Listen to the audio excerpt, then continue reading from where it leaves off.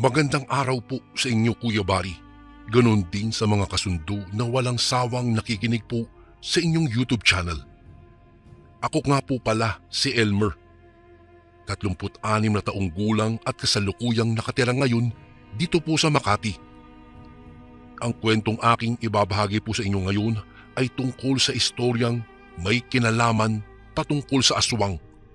Isang istoryang hango mismo sa tunay na pangyayari. Naganap po ito, Kuya Bari, ilang taon na po ang nakalilipas sa isang liblib na lugar ng Iloilo. Nobyembre, nalalapit na ang Pasko. Nakakarinig na naman ako ng mga Christmas carol. Kairami ko na namang natatanaw na parol sa ilang bahay. Nariyang kumukuti-kutitap na naman ang mga nagliliwanag at makukulay na Christmas light. Kung kaya naman ay muli kong naalala ang nakakahilakbot kong karanasan noong nagbakasyon kami sa Iloilo. Tuwing Pasko kasi, Kuya Bari, nakagawian ng aming pamilya ang magbakasyon po sa Iloilo sapagkat marami kaming kamag-anak doon. Masayang masaya ako sa tuwing nagbabaksyon ako roon, lalong-lalo na po noong bata pa po ako. Marami kasi akong mga batang nakakalaro doon. Ngunit biglang nag-iba po ang ihip ng hangin. Ang kasiyahang iyon ay napalitan ng kilabot. Labis ang pangambang nararamdaman ko sa tuwing dumudulog ang Pasko. Natroma na yata ako dahil sa naging karanasan ko po sa Iloilo. Ilang taon na ang nakalilipas. Maraming Pasko na ang dumaan. Ngunit may isang kaganapan na kailanman po ay hindi mabura-bura po sa aking isipan. Magpapasko noon. Napagpasyahan ni nanay at tatay na magtungo kami sa Iloilo. Itatago ko na lamang, Kuya Bari, sila sa pangalang Giselle at Ronnie. Ang nanay ko po kasi ay sadyang tubong Iloilo, habang ang aking ama naman ay taga rito po sa Makati. Napagkasunduan nila na roon na lang daw kami sa Iloilo magno-Noche Buena. Sa edad na 18 ay tuwang-tuwa ako noon. Sa ilang beses ko ngang pagbabiyahe ay hindi pa rin ako nasanay. Hindi pa rin maiwasan ang pagsusuka ko. Mabuti na lamang dahil nagbabaon si nanay ng plastik. Sa mismong plastik ko idinuduwal ang aking mga isinusuka. Napakahabang oras kasi ang aming binabiyahe bago kami makakarating doon sa Iloilo. Pagkarating namin doon, sumakay kami ulit sa isang jeep. Pagkatapos naming sumakay ng jeep ay nag-tricycle naman kami. At pagkatapos ng mahabang biyahe ng tricycle, sasakay pa kami ng habal-habal. Kaya naman lambot na ako bago pa man makarating sa baryo ni nanay. Noong makababa na kami ng habal-habal, buong akala ko ay narating na namin ang aming pinupuntiryang lokasyon. Nag-iba na kasi po ang itsura ng paligid kumpara noong huli naming pumunta roon. Nang tanungin ko naman si nanay, sinabi nitong maglalakad pa daw kami papasok sa isang liblib na gubat bago marating ang pupuntahan naming baryo. Tinuro niya sa akin ang makitid at maputik na daan. Napatingin na lamang ako sa aking puting sapatos noong makita ko kung gaano nga ba kaputik ang daan na aming tatahakin. Napabuntong hininga na lamang ako at wala nang nagawa pa. Sa bukana ng daan ay isang lalaki ang lumabas. Nakapaa lamang ito at may suot na sombrerong yari sa dahon ng kaong. Nang ipukul ko ang aking tingin sa mukha ng lalaking iyon, bumilis ang kabog ng aking dibdib. Nakakatakot kasi ang itsura nito, Kuya Bari, lalo na ang malagkit nitong tingin sa akin. Para bang isang hayop na mangangain ng buhay? Mahigpit tuloy akong napakapit sa braso ni tatay dahil sa tagpong iyon. Aminado ako, Kuya Bari, natakot ako sa lalaki kahit ako ay nasa 8 gulang na. Ang ikinabigla ko ay nang nakangiting sinalubong ni nanay ang lalaki. Napalunok ako at pagkatapos ay napasa po sa aking noo. Hindi ko akalaing kadugo lamang pala namin ang lalaking kinatatakutan ko. Naku, ikaw na ba yan, Elmer? Ang laki-laki mo na. Masiglang tura ng lalaki at nagpakilalang si Carlo. Inilahad nito ang kanyang kamay sa akin bilang pahiwatig na pakikipagkamay. Noong una ay nagdadalawang isip ako, ngunit dahil ayaw kong mapahiya si nanay, pumayag akong makipagkamay sa lalaki. Napansin kong sobrang haba ng kanyang mga daliri at kuko. Maugat din ang kanyang kamay at may kagaspangan ang kanyang palad sapagkat puno ito ng mga peklat at sariwang mga gasgas at bago pa lang na mga sugat. Ang dugo mula sa kanyang mga sugat ay puminta sa aking kamay, Kuya Barry. Gustuhin ko manghilahin kaagad ang aking palad pero sobrang higpit ng kapit niya sa aking kamay. Para bang ayaw niya akong bitiwan. Dahan-dahang nilakbay ng aking mga mata ang kahabaan ng kanyang braso patungo sa kanyang payat na balikat, paitaas sa kanyang nakaririmarim na leeg na nagpapawis pa, paakyat sa kanyang nanggagaliiting bibig at bungi-bungi pero mahahabang ngipin. Harapan ko ring napagmasdan ang umuurong niyang ilong na tila bang nag-uusok. Magkasalubong ang kanyang kilay habang ang kanyang mga mata ay nanlilisik na nakatingin sa akin.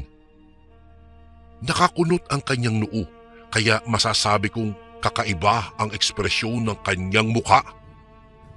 Hindi ko tanto kung adik ba siya o sadyang nasa dugo na namin ang pagiging pangit. Maya-maya lamang, ang weirdo niyang ekspresyon ay napalitan ng isang mapagkubling ngiti.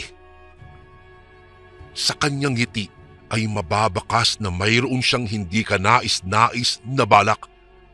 Halata sa kanyang tingin ang isang maitim na maithiing binabalak niya. Muli kong pinuwersa ang aking braso upang bitiwan niya ako, pero hindi pa rin niya ako binibitiwan. Bagkus ay itinaas niya ang aking kamay at dinilaan niya ang dugong puminta sa aking palad. Bigla akong kinabahan sa kanyang ginawa, kung kaya naman ay agad ko siyang nasuntok ng hindi ko inaasahan. Ganun na lamang ang biglang pagsaway sa akin ni nanay at tatay. Pinagsabihan nila ako dahil hindi raw wasto ang aking ginawang panununtok. Pinilit nila akong humingi ng pasensya pero hindi ko sila sinunod. Kaya naman ay sila na mismo ang humingi ng tawad kay Carlo. Ngumiti lamang si Carlo at sinabi nitong wala lang sa kanya ang aking ginawa. Ngunit muli niya akong tinignan sa mata at doon ay nasilayan ko ang biglang pag-itim ng kanyang dalawang mata. Napaatras ako ng biglaan dahil sa aking nakita, Kuya Barry. Sa palagay ko ay sinadya niyang ipakita sa akin ang kakaiba niyang kakayahan.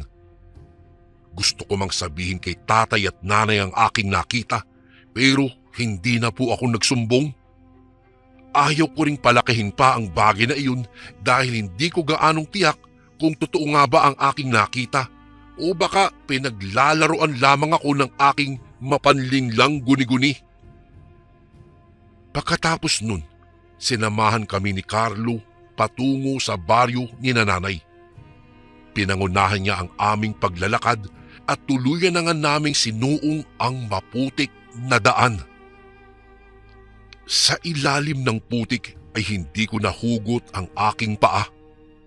Tinulungan ako ni tatay na maglakad ng maayos pero naiwan ang aking sapatos sa ilalim ng makapal na putik. Kinuha ko iyon at hindi ko na inalintana ang dumi. Napagpasyahan ko na lamang na bitbitin ang aking sapatos at maglakad na lamang ng nakayapak. Sa kalagitnaan ng aming paglalakad ay hindi pa rin kami nakakarating sa aming pupuntahang baryo. wala pa rin akong matanaw-tanaw na kabahayan. Tanging mga naglalakihang puno lamang ang aking nakikita ng mga sandaling iyon, Kuya Bari. Maging si Nanay ay nagtataka na rin kung bakit sobrang haba ng aming nalalakad pero hindi pa rin kami nakakarating. Oh, bakit sobrang layo naman yata ng ating nalalakad? Sa pagkaalala ko'y 8 minuto lamang ang itatagal natin sa paglalakad kung uurasan natin mula roon sa bukana ng daan. Tanong ni Nanay kay Carlo. Bahagya siyang huminto sa paglalakad at sinuri ang daan. Nagnilay-nilay siya sa paligid at pilit niyang inaalala ang tamang daan na dapat naming puntahan. Nang mga oras na iyon, alam niyang mali ang dinadaanan namin. Halata sa mukha ni Nanay na naguguliminahan siya sa mga nangyayari. Doon siya kasi lumaki kaya medyo pamilyar pa sa kanya ang lugar. Pinsan, wala ka bang tiwala sa akin? Buong buhay ko, dito ako lumaki. Samantalang ikaw naman, palagi kang naroon sa Maynila. Minsan ka na nga lang magpunta rito kaya dapat paniwalaan niyo ako. Hindi ko kayo nililigaw. Nasa tamang daan ang tinatahak natin ngayon. Ay, mabuti pang sumunod na lamang kayo sa akin bago pa tayo tuluyang abutan ng dilim dito sa daan. May tanong man sa isip ni Nanay at Tatay pero wala silang nagawa. Sumunod na lamang kami kay Carlo at nagbabakasakaling ihatid kami nito sa tamang lokasyon. Ngunit dahan-dahan nang lumubog ang araw pero wala pa rin kaming naaaninag na kabahayan. Mas lalong tumindi ang hinala ni Nanay at Tatay kay Carlo. Nagkatitigan na lamang sila at nagsenyasan habang si Carlo naman ay patuloy lamang sa kanyang paglalakad. Oh, bakit pa kayo huminto sa paglalakad? Malapit na tayo ah. Bilisan nyo na dahil malapit na pong gumabi. Sige kayo kapag tayo ay inaswang dito sa daan. Kayo rin ang kawawa. Sambit ni Carlo. Bunsod sa kanyang winika, napilitan na lamang din si Nanay at Tatay na sumunod sa kanya. Wala din akong magawa kung hindi ang sumunod na rin sa kanila. Nang mga sandaling iyon, napagtanto kong may masamang balak itong si Carlo. Alam kong may balak siya. Kung sakali mang may masama siyang binabalak sa amin, 3 naman kami at maaari namin siyang pagtulungan. Masyado na rin kasing malayo ang aming nilalakad kaya nagdadalawang isip na rin kami na bumalik pa sa aming dinaanan. Gustong-gusto ko na pong magpahinga pero hindi maaari dahil maiiwan ako. Inabutan na nga kami ng dilim sa daan, Kuya Bari. Mabuti na lamang dahil may dala kaming mga flashlight noon. Ang inakala kong masayang bakasyon ay mukhang hindi mangyayari. Papunta pa lamang doon ay para bang pagod na ako. Nang lumaon ay may natanaw kaming isang bahay. Nag-iisang bahay lamang iyon na nakatayo sa gitna ng kagubatan. Huminto kami roon sapagkat iyon daw ang bahay ni Carlo. Mas lalo pang nadagdagan ang pagdududa ni Nanay sa tinuran ni Carlo. Hindi niya lubos maisip kung bakit ang layo ng bahay niya sa mga kaanak nila. Pakiramdam daw talaga ni Nanay ay may mali sa mga nangyayari. Sinabi naman sa amin ni Carlo na magpahinga na muna kami sa bahay niya. Doon na lang daw muna kami magpapalipas ng gabi dahil malayo pa ang baryo na pupuntahan namin. Pagkita namin dun, walang kagamit-gamit ang kanyang bahay. Walang kama na mahihigaan. Kung kaya't naglatag na lamang kami ng malaking damit doon sa lupa at doon kami humiga. Nakaramdam na rin kami ng gutom pero wala man lang pagkain sa bahay niya. Ilang sandali lamang, nagpaalam sa amin si Carlo na may pupuntahan lang daw siya sa labas. Maghahanap lang daw siya ng pagkain. Tumango na lamang sina Nanay at Tatay at iniabot kay Carlo ang isa pang flashlight. Ngunit Matapang na tumanggi si Carlo. Hindi niya kinuha ang flashlight at naglakad siya sa gitna ng dilim nang walang kahit na anong sulo. Hindi pa man siya tuluyang nakakalayo ay muli siyang bumalik dahil may nakalimutan siyang sabihin. Gulat na gulat ako nang bigla siyang lumitaw sa nakabukas na pintuan. Huwag ninyong ikandado ang pintuan dahil baka matagalan ako sa pagbalik. Kung makatulog man kayo sa paghihintay, hindi ko na kailangan kumatok para pagbuksan ninyo ako. Turan ni Carlo. Kaduda-duda man at delikado ang bili nito. Sumang-ayon na lang din kami sa tindi ng pagod siguro namin, Kuya Bari. Pagkatapos nun, muli niyang ipinagpatuloy ang kanyang pag-alis. Sinarado ko na lamang ang pinto pero kinandado ko pa rin, Kuya Bari. Hindi ko sinunod ang bili ni Carlo dahil delikado at hindi ligtas ang gusto niyang mangyari. Naiwan na nga kaming tatlo sa loob ng bahay. Hindi rin naman kami kaagad makatulog dahil hindi kami komportable sa lugar na iyon. Doon ay napag-usapan namin ang patungkol kay Carlo. Naikwento sa amin ni Nanay na ang laki na ng pinagkaiba ni Carlo sa dati nitong nakilalang Carlo. Sumagi rin sa aming isipan na umalis na sa bahay na iyon hanggat hindi pa nakakabalik si Carlo. Maya-maya lamang ay biglang kumalam ang aking sikmura. Nakaramdam ako ng gutom kung kaya naman nagtungo ako sa kusina ng bahay. Tumambad sa akin doon ang kairuming mga kaserol at mga kaldero. Nang buksan ko ang isang kahina-hinalang kaldero ay napasigaw ako at napasuka. Bigla kasing umalingasaw ang mabahong laman ng kaldero. Tumambad sa aking harapan ang inuuod na sabaw na nasa loob ng kaldero. Lumapit sa aking kinaroroonan sina Nanay at Tatay dahil sa ginawa kong pagsigaw. Tinignan nila ang laman ng kaldero at doon nga'y naduwal din sila pareho. Nang buksan pa ni Tatay ang isang kaserolat, tumambad sa mata namin ang iba't ibang bahagi ng katawan ng tao. Sa sobrang kaba ay nataranta kaming tatlo. Hindi namin alam kung ano ang una naming gagawin. Agad naming niligpit ang aming mga gamit at akma na sana kaming aalis nang biglang may kumatok sa pintuan. Halos humiwalay na ang aking kaluluwa sa aking katawan sa lakas ng kabog ng dibdib ko. Hindi kami mapakali. Hindi namin batid kung saang direksyon namin ihahakbang ang aming mga paa. Akma na sanang sisigaw si Nanay. Mabuti na lamang at kaagad na natakpan ng palad ni Tatay ang bibig ni Nanay. Kung natuloy lamang ang sigaw niya, baka nalaman ng taong nasa labas na naroroon kami sa loob. Sunod-sunod na katok ang natanggap namin pero pinili pa rin namin na huwag buksan iyon. Ang mahihinang katok ay humantong sa isang malakas na kalabog. Sa bawat kalabog ng pintuan, takot ang namumutawi sa aming mag-anak.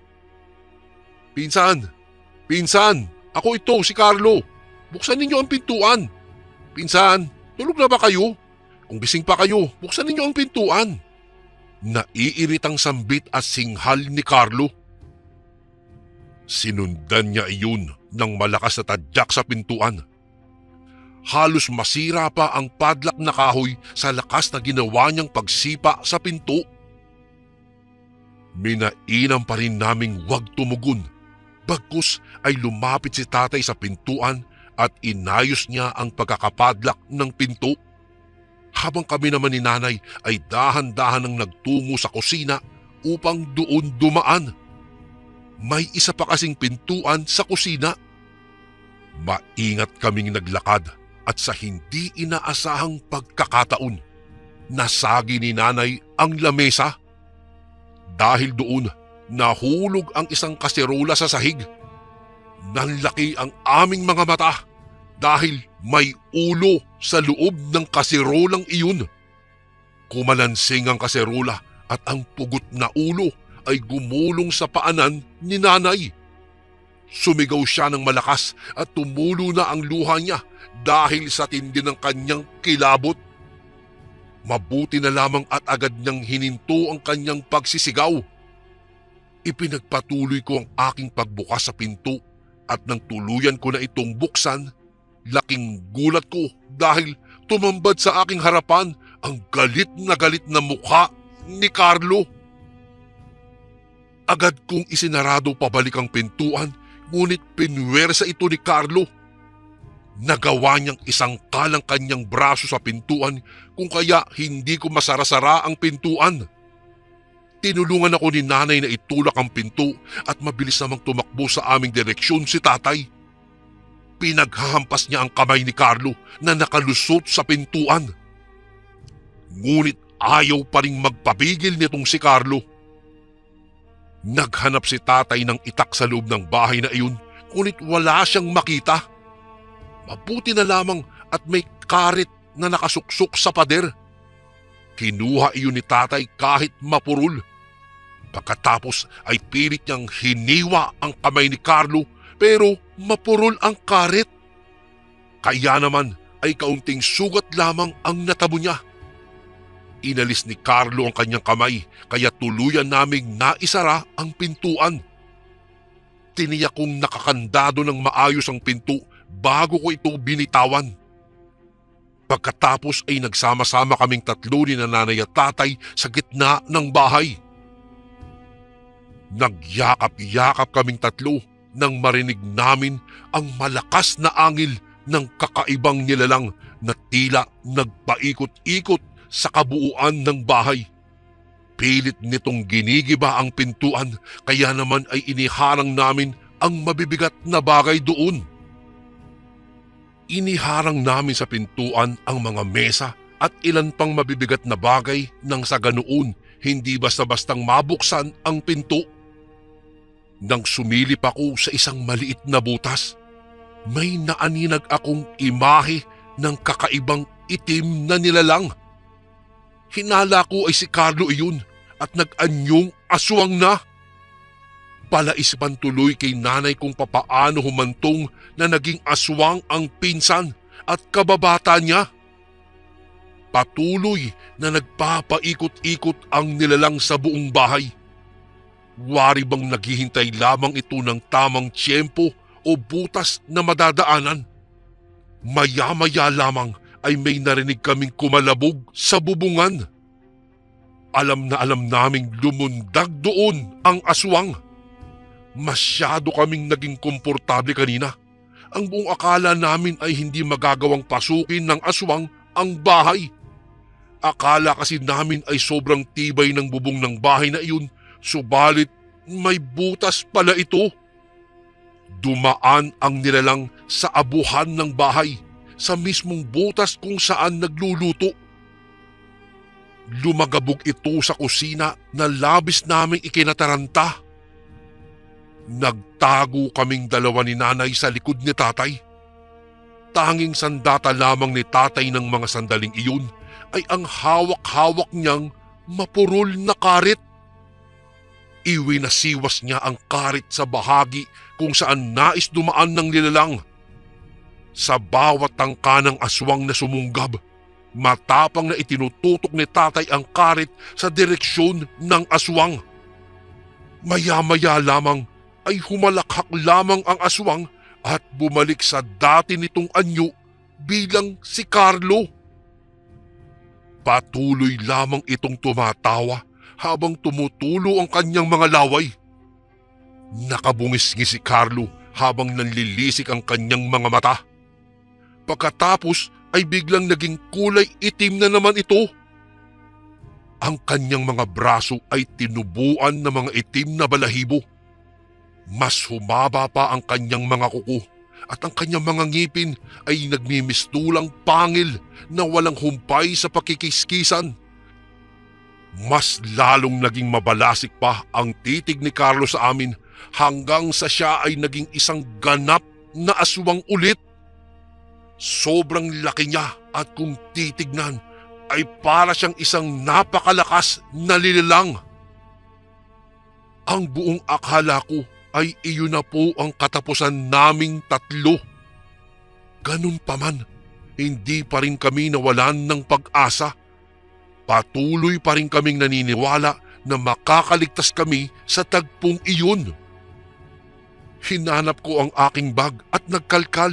Naghahanap ako ng gamit na maaari kong gamitin na ipanlaban sa aswang. Ngunit ang tanging nakita ko lamang ay ang asin na dala ko at ang aking sinturon.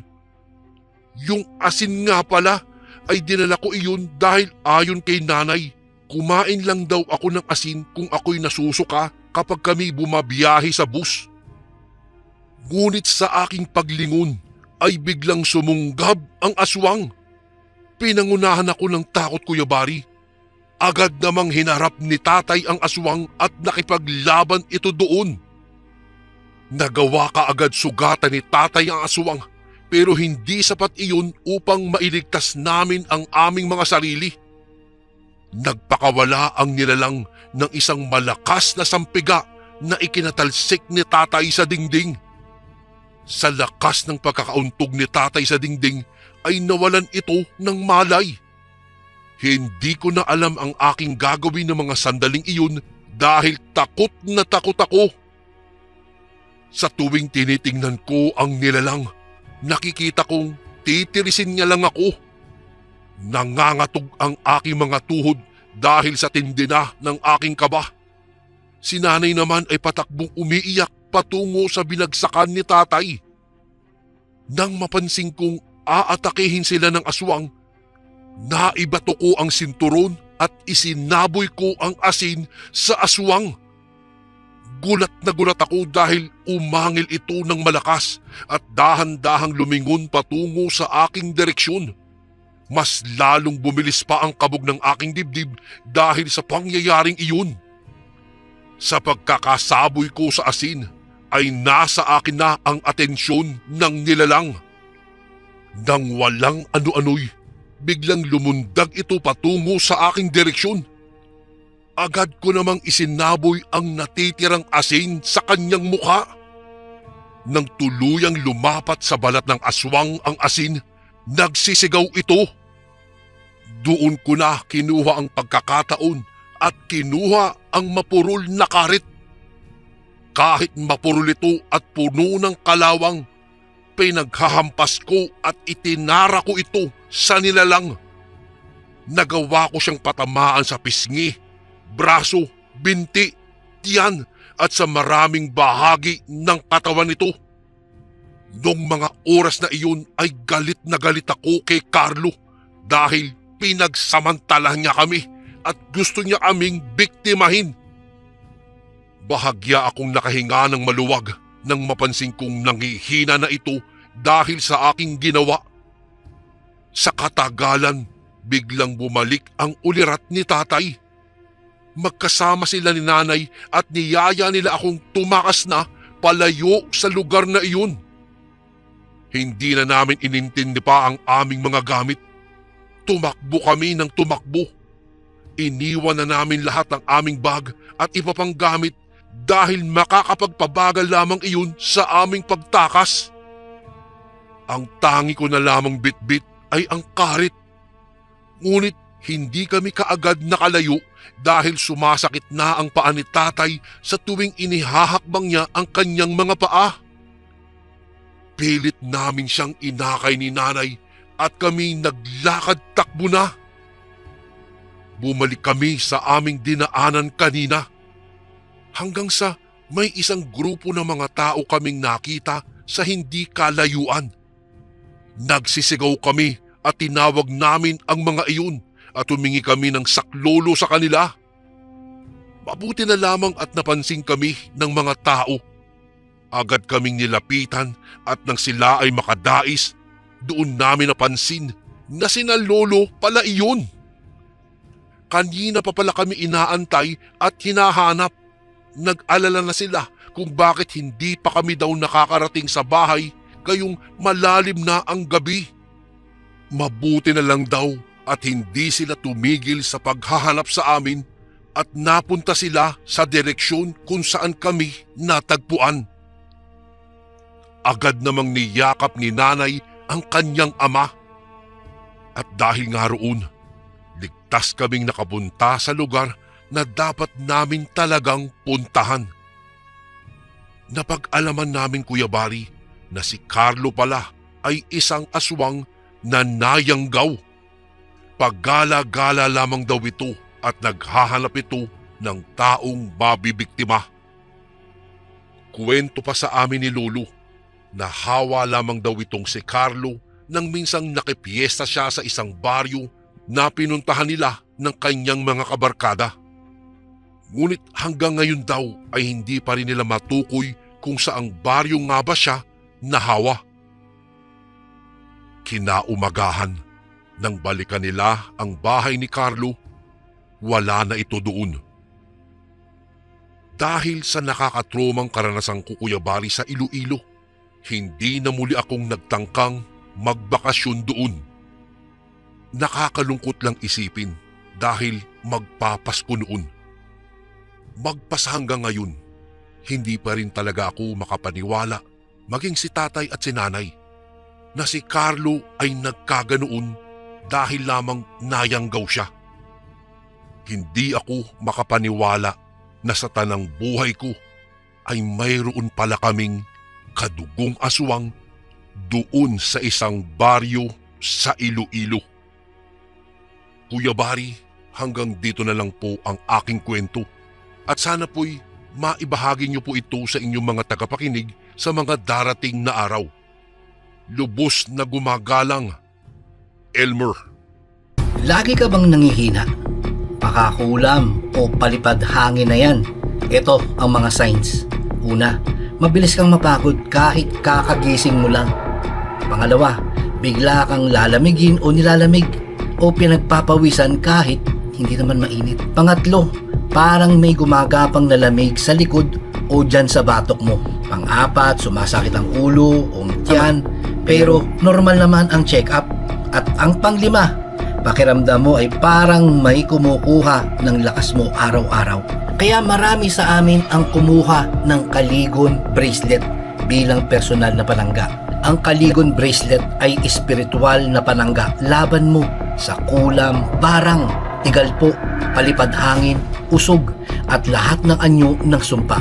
Kasama na dito, kapatid, ang rebuelta o ang pagbabalik ng sumpa sa nagpadala nito. Kargado din ito ng mga Latin na dasal mula sa ating mga kaibigang manggagamot at antingero. Simple lang kasundo, isuot mo lang ito. Malaki ang tulong nito, lalong-lalo na kung madalas kang manghina. Nasa baba ang yellow basket. Kung hindi mo makita, isearch mo lang sa Lagbantay Kaligon Bracelet.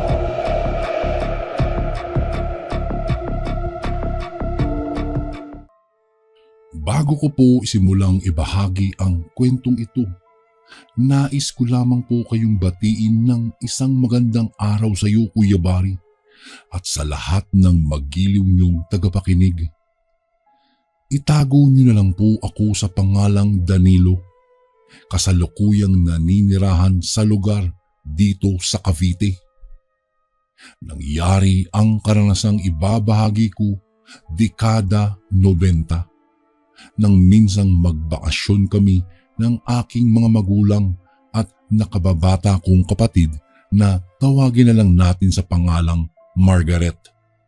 At ang aking tatay naman na si Roldan at ang nanay ko ay tawagin na lang natin sa pangalang Virgie. Hindi ko na lang po babanggitin pa ang eksaktong lugar kung saan naganap ang mga pangyayaring ito bilang respeto na lang din po sa mga naninirahan sa bayan ng Cebu. Bago kami umalis ng bahay ay nakatanggap ang aking tatay ng isang tawag mula kay Lola at nagpaalala na maglagay ng asin at bawang sa bulsa bago umalis, lalong-lalo na ang mga bata.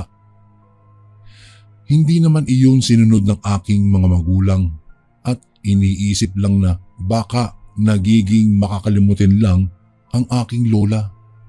Dahil na rin sa matanda na ito at naaalala pa niya ang mga panahong nang gagamot pa ito. Kaunting paliwanag lang po mga kasundo. Itong lola kong ito na tawagin na lang natin sa pangalang Lola Loreta ay isang kilalang manggagamot sa baryo nila. Noong kabataan nito at dahil na rin sa katandaan nito ay pinatigil na ito ng aking lolo Berding sa panggagamot.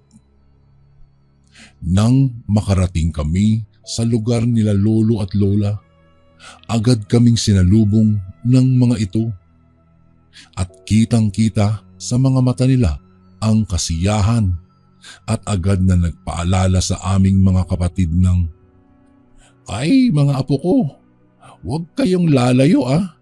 Kung maglalaro kayo, dito lang kayo sa malapit ah. At para madali lang kitang makita o makita ko kayo at baka maligaw kasi kayo." "Ay opo lola," sagot dito ng aking kapatid. Matapos silang magkumustahan, ay agara naman kaming pinapasok nila sa loob ng bahay para na rin makakain at makapagpahinga. Noong matapos kaming kumain ay nagtanong ako kay lola kung saan pwedeng matulog. Napagod kasi kami ng aking mga kapatid sa biyahe. Kaya naman, agad na naghanap itong kapatid ko ng matutulugan. Nung itinuro ni lola ang pupwestuhang kwarto namin, ay kaagad na kaming nagpahinga. Kinabukasan naman ay ginising kami ng aking ina upang mag-almusal. Nang mga sandaling iyon ay maaga pa nang gisingin kami ng aking ina. Kaya naman agad akong napaupo sa sulok ng bahay. Maya-maya pa ay natanaw ko ang likurang bahagi ng bahay nila lola na may maliit na ilog at may mga batang naglalaro. Kaya naman agad akong nagtanong sa aking ina kung pwede ba kaming maligo doon. "Naku, oo naman, pero bago kayo maligo ay kailangan ninyong kumain muna," sagot ni inay sa akin. Kaya naman, noong matapos kaming kumain ay agad kong inaya ang aking nakababatang kapatid na maligo na sa ilog. Noong makaligo na kami at magkakalahating oras nang nakababad sa tubig, nang bigla na lang may lumapit sa amin ng aking kapatid at nagtanong ito ng, "Bago lang kayo dito no? Saan kayo nakatira?" Kaagad ko namang itinuro ang bahay ng aking lola. At dahil sa bago pa lang kami sa lugar nila lola, kaya naman maraming kabataan ang lumalapit sa amin na ikinatuwa naman iyon ng aking kapatid. Noong aahon na sana kami Kuya Bari, ay may isang batang lalaki ang lumapit sa amin at nagpakilalang sa pangalang Bitoy. Nagwika ito kung maliligo ba umano kami mamayang 4:00. Hindi pa namin alam kasi baka maghalit na si nanay," sagot ko sa bata. Maya-maya pa ay bigla na lang kaming nakarinig ng tawag ng mga pangalan namin na nanggagaling sa bahay ni lola. Kaya naman agad kong inaya ang aking kapatid na umuwi na.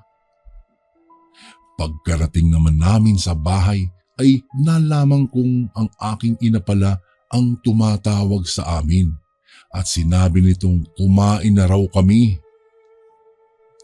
Matapos naming kumain ay nagpaalam itong kapatid ko kung pwede ba kaming bumalik sa ilog at maligo ulit. Noong marinig naman iyon ng aking lola Loreta, naghabilin ito na hanggat maaari ay huwag kaming abutin ng 3:00 ng hapon sa ilog. Ay, sige po, Lola. Opo. Sagot pa ng aking kapatid, kaya naman agad kaming tumakbo papuntang ilog upang maligo at makipaglaro. Dahil sa marami pa namang naliligong mga kabataan. Ilang sandali pa ay naisipan ng aking kapatid na pumunta sa itaas ng ilog at sundan ang umaagos na tubig. Kuya, tara, punta tayo doon. Tingnan mo, ang linis ng tubig doon. Wika ng aking kapatid. Kaya naman sumama naman ako sa kanya at agara na kaming umakyat patungo sa itaas. Noong paliko na kami para puntahan ang taas ng ilog, ay may napansin akong may batang nakaupo sa isang malaking bato at tila ba nagmumuni-muni iyon. Bago ko po ipagpatuloy ang kwentong ito ay may request sana ako sa iyo kasundo. Isang pindot lang ito kasundo sa subscribe button namin. Malaking tulong po ito sa amin kasundo upang mapagpatuloy pa namin ang mas marami pang magagandang kwento. Salamat sa pag-subscribe mo, bagong kasundo.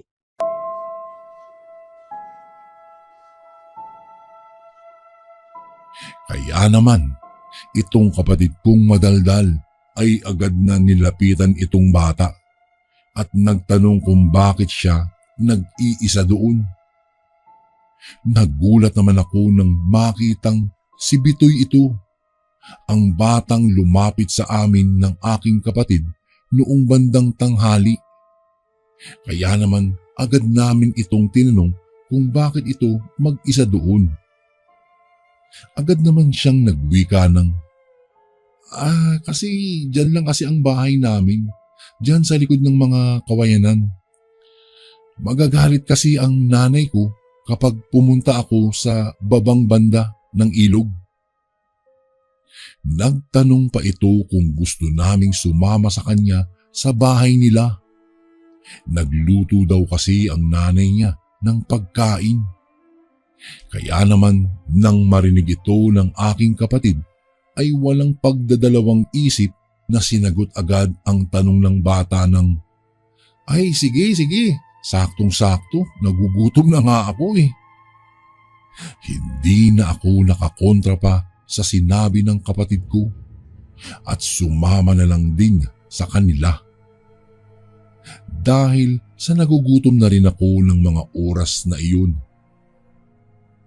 Noong magsimula na kaming maglakad at makalagpas na sa sinabi nitong kawayanan, ay nanlaki ang aking mga mata nang makitang may baryo palang nakatago doon. Medyo naiilang ako habang naglalakad kami sa baryong iyon dahil sa nakatingin ang halos ng karamihan ng mga naroroon. Hindi ko na lang pinansin pa at nagpatuloy na lang kami sa paglalakad. At noong makarating na kami sa harap ng bahay nila, ay nakaamoy kami ng mabangong amoy ng pagkain. Kaya naman natakam pa kami at lalong nagutom. Noong makita ng kapatid ko ang isa sa mga paborito nitong ulam na dinuguan na umuusok pa sa init, ay agad itong sumandok ng kanin at dinuguan at tuloy sa pagkain. Napansin ko na yung dinuguang kinakain ng aking kapatid ay hindi pa gaanong luto dahil na rin sa parang mapula-pula pa ito. Kapag nagluluto kasi ang nanay namin ng dinuguan, ay parang maitim o brown-brown ang dugo. Kaya naman nanibago ako at bahagyang parang nandiri. Pero itong kapatid kong si Margareta ay sarap na sarap. Habang abala si Bitoy at ang nanay nito, ay agad kong binulungan ang kapatid ko na hilaw pa ang kinakain niyang dinuguan. Kaya naman napatigil siya sa pagkain ng titigan pa namin ang dinuguan. Ay agad kaming nagulat nang may biglang gumalaw sa mangkok ng dinuguan. Kaya naman napatakbo ang kapatid ko sa labas. Dahil sa takot nito, agad ko namang sinundan ang kapatid ko nang mapansing magdidilim na at nakakarinig na rin kami ng mga kakaibang tunog ng ibon. Kaya naman nang maabutan ko ang kapatid ko ay nakita ko ring umiiyak. Maya-maya pa ay may mga naririnig na akong mga tunog ng ibong wakwak na nagpapaikot-ikot iyon sa pinagkublihan namin at minsan pa'y tila tunog ng baboy na humahagok. Kung kaya mas nagkubli pa kami ng kapatid ko. Nang mapansin kong may mga taong nag-uusap sa di kalayuan sa tinaguan namin ni Margareta, agad na nawala ang kabang nararamdaman ko nang marinig ko ang boses ng aking inang na tinatawag ang pangalan namin ni Margareta. Ilang sandali pa ay nakita na namin ang aking ina, kaya nag-iiyakan na kaming napayakap rito. Agad naman kaming pinagalitan ni Lola. Nako, bakit kayo nagpunta sa baryong iyon? Alam niyo bang walang nagtatangkang pumunta sa lugar na iyon dahil sa maling daan iyon papunta sa baryo ng mga aswang? Galit na paninermo ni Lola habang naglalakad kami pauwi. Pagkarating namin sa bahay ni Lola ay agad ito nang hingi kay nanay ng isang baso ng maligamgam na tubig. At nakita kong inusalan iyon ng orasyon at agad na ipinainom ito sa kapatid kong kanina pa nananakit ang tiyan. Makalipas ang ilang sandali at nung makainom na ang kapatid ko ng tubig na iyon, unti-unti nang naging maaliwalas ang pagmumukha ng kapatid kong ito at anya pa ay nawala na daw ang pananakit ng kanyang tiyan. Simula ng araw na iyon, Kuya Bari, hanggang sa makauwi na kami sa bahay ni Lola, ay hindi na kami muli pang nagpunta sa ilog. Lalong-lalo na sa maling daan na nadaanan namin ng aking kapatid. Hanggang dito na lang po ang aking karanasan na ibabahagi sa inyo, Kuya Bari. Maraming salamat po. Lubos na gumagalang, Danilo. At ito naman po ang ating pangatlong kwento. Bago ko po simulang ibahagi ang karanasang ito, nais ko lang po kayong batiin ng isang magandang araw. Lalo na po sa ating butihing narrator na si Kuya Bari. Itago niyo na lang po ako sa pangalang Jobeth. Kasalukuyang naninirahan sa isang baryo sa Kabisayaan. Hindi ko na po ibabahagi sa kwento ang aking tinitirhang baryo bilang respeto na rin sa mga naninirahan sa lugar namin. Bale, ang ibabahagi kong karanasan ay hindi po nalalayo sa mga kwentong ibinahagi ng mga taga-subaybay niyo, Kuya Bari. At ang karanasan kong ito ay nangyari dekada 80. Nang mga panahong iyon ay kasalukuyang bulakbol at pasaway akong anak. Kaya naman, kapag nawawala ako sa aming tahanan ay hindi ako hinahanap pa ng aking mga magulang. At minsan pa nga'y pinapalayas pa ako dahil hindi raw ako nauutusan sa aming bahay. Isang araw, inaya ako ng aking kaibigang tawagin na lang natin sa pangalang Lito. Itong kaibigan kong ito ay nakatira malapit lang sa bahay namin. Bali, 3 bahay at isang bakanting lote ang pagitan ng bahay namin sa bahay nila. Kaya kahit anong oras ay pwede itong gumala sa bahay namin. At ayun na nga po, hindi naman po bago sa amin ang kwentong mga aswang. Ngunit dahil sa hindi pa naman kami nakakakita ng mga nilalang na iyon, ay hirap sa amin ang maniwala talaga. Dahil sa kung minsan ay madaling araw na kami kung umuwi galing sa iba't ibang baryo. Kaya't naisip namin na panakot lang iyon sa amin ng aming mga magulang noong mga bata pa lang kami. Bata pa lang kasi kami ng kaibigan kong si Lito ay likas na sa amin ang pagiging gala at hapon na kung umuwi. Kaya naman, sanay na kami sa mga magulang namin na kung magtatatalak ay daig pa ang mga manok na nangingitlog. Isang hapon, noong makita ko si Lito na patakbong papalapit sa gawi ko, kung saan ako nakaupo at nagkakape. Nababakas ko na sa mukha niyang tuwang-tuwa. Hindi pa man siya nakakalapit ay agad kong sinigawan at tinanong kung bakit ito tumatakbo. Hindi naman siya sumagot. Sa halip ay lumapit muna siya sa akin bago magsalita ng, "Hindi mo ba nababalitaang may handaan sa baryong iyon?" Sabay turo sa bundok na natatanaw namin sa di kalayuan sa baryo namin. Bali po Kuya Bari, ang baryong iyon ay nakapwesto sa likuran ng bundok sa bandang harapan ng baryo namin.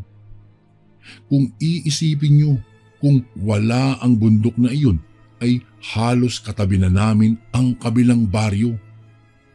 Sa madaling salita, bundok lang ang pagitan sa baryong iyon mula sa baryo namin. Ano ka ba, Lito? Hindi mo ba alam na yung baryong sinasabi mong may handaan ay iniiwasan ng mga kababaryo natin? Dahil sa mga bali-balitang kuta raw ng mga aswang ang baryong iyan. Bulalas na wika ko kay Lito. "Asus, ikaw talaga.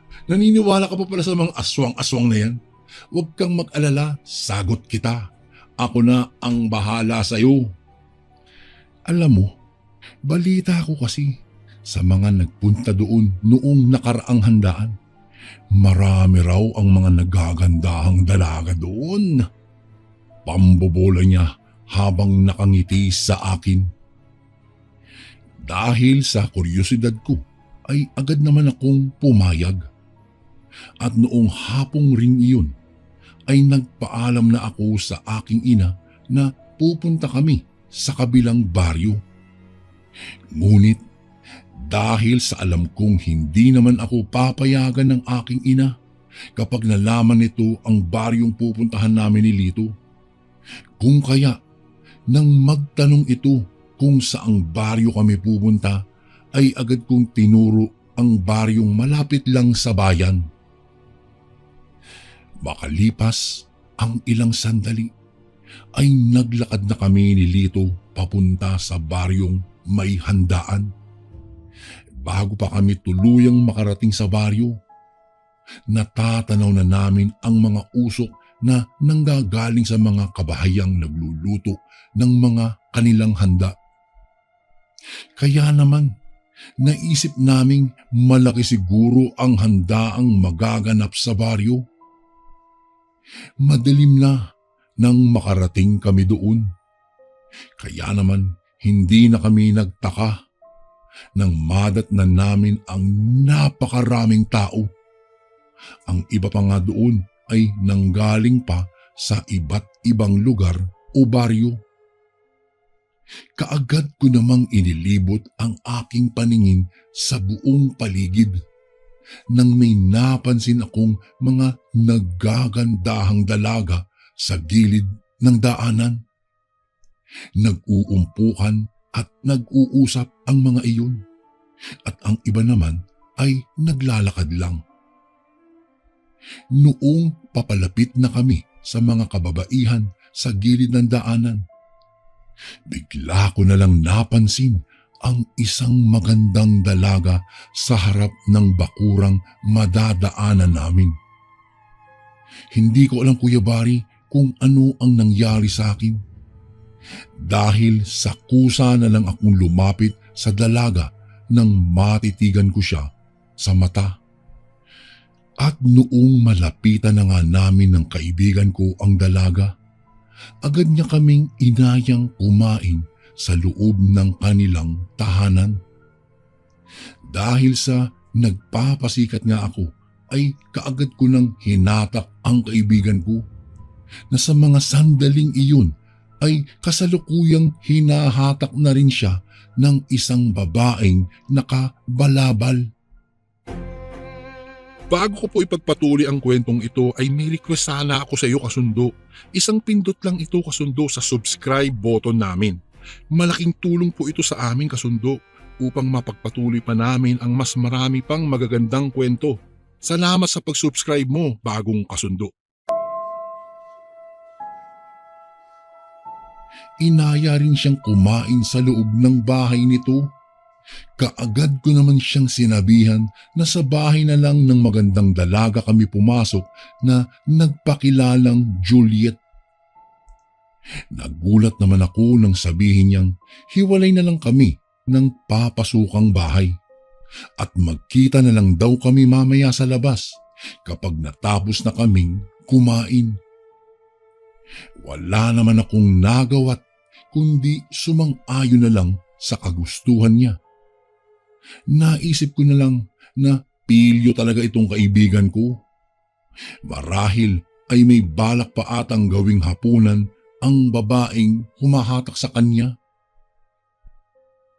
Noong makapasok na ako sa bahay nila Juliet, ay kaagad itong naghanda ng iba't ibang mga putahing ulam at mga kakanin na kakaiba ang hitsura. Nagtataka man ako dahil kakaiba ang mga handang pagkaing inilapag sa lamesa, ay masasabi kong kaakit-akit ang amoy nito, Kuya Bari. Kaya hindi mo mapaghihinalaang may masamang balak pala ang dalaga. Noong magsimula na akong kumain, ay napansin ko ang isa sa aking paboritong putahing ulam.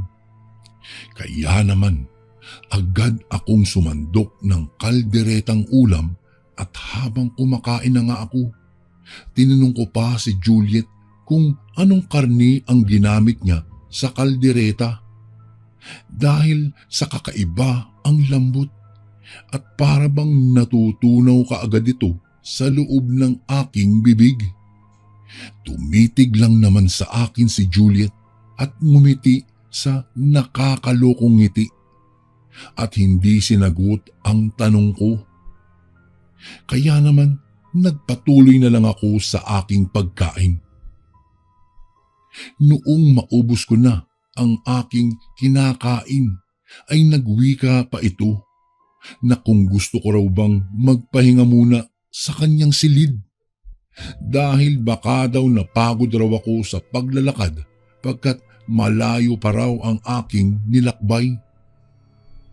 Noong marinig ko naman ang kanyang sinabi, ay biglang nag-init ang aking pakiramdam at kakaiba ang tumakbo sa aking isipan. Teka, ayos lang ba talaga sa'yo na magpahinga muna ako sa silid mo? Ngumiti naman ang dalaga, kung kaya tila ba nahihipnotismo ako sa kusa na lang gumalaw ang aking mga kamay. Walang ano-ano ay hinatak niya ako papunta sa kanyang silid. Kaya naman sumunod na ako nang hatakin niya ako sa kanyang silid. Noong buksan ng dalaga ang kanyang silid ay kaagad akong nakalanghap ng hindi kaaya-ayang amoy. Kaya sinabi ko iyon sa kanya. Sinabi niya sa akin na wag ko na lang pansinin iyon at baka mayroon lang daw patay na daga sa ilalim ng silong nila. Nang sabihin niya iyon, ay hindi naman ako nag-usisa pa. Maya-maya'y may narinig na lang akong mga pag-angil sa labas ng kanilang bahay. Hindi nagtagal ay bigla ko na lang narinig ang kaibigan ko. "Aswang, Jobet! Mga aswang! Saklolo!" Rinig kong sigaw ng kaibigan ko. Kaagad naman akong napasilip sa bintana sa kwartong aming pinasukan. At noong makita ko nga sa labas ng bahay si Lito, kaagad ko itong sinigawan. "Uy Lito, ano pang pinagsasabi mo at nagsisigaw ka dyan?" Bulalas kong tanong sa kanya, habang siya naman ay nakaturo sa bandang likuran ko. Kaya naman, napalingon ako sa parteng itinuturo niya. Dahil sa gulat ko ay kaagad akong napaatras at walang pag-aalinlangang tumalon sa bintana. Noong makatalo na nga ako ay sabay-sabay na kaming tumakbo papalayo. Habang tumatakbo kami papalabas sa baryong iyon ay nakakarinig na kami ng huni ng ibon at mga angil ng asong tila ba galit na galit. Hindi naman nagtagal ay nakarating na kami sa madamong parte ng baryo at doon ay mas lalo kaming natakot dahil sa nakikita namin na nagyuyukuan ang mga damo kung saan kami dumaan at kakaiba na ang hanging nalalanghap namin. Hanggang sa maya-maya pa ay bigla na lamang kaming nakarinig ng huni ng wakwak. Kaya naman ng mga sandaling iyon, Kuya Bari, ay iisa na lamang ang naisip kong paraan sapagkat malabong makauwi kaming buhay kung hindi ko iyon gagawin. Walang ano-ano'y agarang ko ng hinatak si Lito at tumakbo kami sa may putikang paliguan ng mga kalabaw. At walang pag-aalinlangang lumusong kami sa putikan. Sa isip ko noon, di bali nang malintaan kami, wag lang makain ng mga aswang.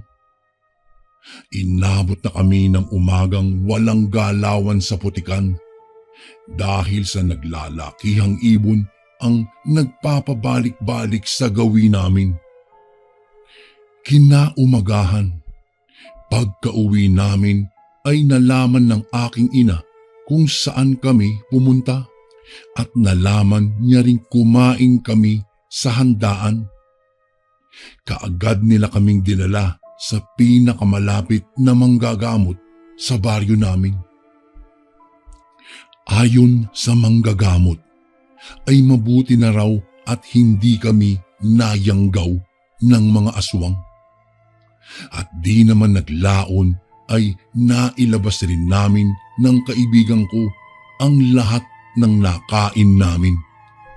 Diring-diri kami sa mga nailabas naming pagkaing nakain namin, pagkat hindi namin mawari ang itsura ng mga nakain namin. Naging aral sa aming magkaibigan ang karanasang iyon. Magmula nga po noon, Kuya Bari, ay hindi na po ako gumagala pa kung saan-saan dahil nadala na po ako sa nangyari sa amin ng kaibigan ko nang magpunta kami sa handaan ng mga aswang. Hanggang dito na lang po ang aking kwento, Kuya Bari. Maraming salamat po. Gumagalang, Jobet. Lagi ka bang nangihina? Baka pakakulam o palipad hangin na yan. Ito ang mga signs. Una, mabilis kang mapagod kahit kakagising mo lang. Pangalawa, bigla kang lalamigin o nilalamig o pinagpapawisan kahit hindi naman mainit. Pangatlo, parang may gumagapang na lamig sa likod o dyan sa batok mo. Pang-apat, sumasakit ang ulo o tiyan pero normal naman ang check-up. At ang panglima, pakiramdam mo ay parang may kumukuha ng lakas mo araw-araw. Kaya marami sa amin ang kumuha ng Kaligon Bracelet bilang personal na panangga. Ang Kaligon Bracelet ay espiritual na panangga laban mo sa kulam, barang, tigalpo, palipad hangin, usog at lahat ng anyo ng sumpa. Kasama na dito kapatid ang rebuelta o ang pagbabalik ng sumpa sa nagpadala nito. Kargado din ito ng mga Latin na dasal mula sa ating mga kaibigang manggagamot at antingero. Simple lang kasundo, isuot mo lang ito. Malaki ang tulong nito, lalong-lalo na kung madalas kang manghina. Nasa baba ang yellow basket. Kung hindi mo makita, isearch mo lang sa Lagbantay Kaligon Bracelet.